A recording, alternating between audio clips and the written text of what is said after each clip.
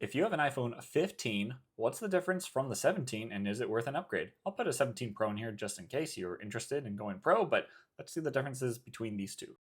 So first, colors. If you go with the 17, you get some cool colors, and the 15 had some cool colors. The 17 Pro, orange, blue, and white. Screen size will be bigger, 6.3 from 6.1. You get Pro Motion, that's the 120Hz display, and the always-on display. Same with the Pro, but you don't have that on your current phone. You will have aluminum on all three, and you get the action button instead of your ring silent switch. So this is really cool. You can automate it to do almost anything. And it will have camera control where you don't have that. The ceramic shield on the screen is better, so it will be help with resistance to scratches, and the Pro also has it on the back. The chip is upgraded at the A19 or A19 Pro from the A16.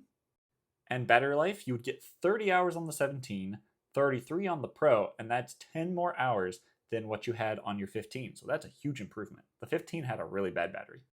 And the selfie camera is 18 megapixel up from 12, and you get a lot of cool features with that. You would keep your two cameras, except you get both of them 48 megapixels, where only one of yours is 48 currently. And if you get the Pro, you get three cameras. So you basically get a telephoto lens. You get Apple Intelligence, you get SOS features. You would still have USB-C.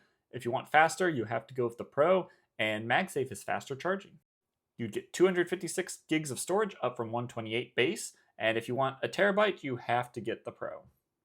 So, is it worth the upgrade? I would say if you have a 15 that is working just fine, you don't need to upgrade.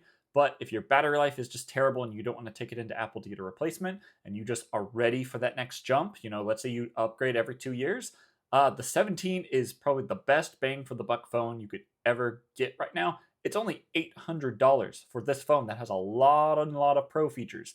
The only differences between these two is a little bit more battery life, has an extra screen, has a vapor chamber, so it helps with cooling, and that's about it. This is a really good deal phone.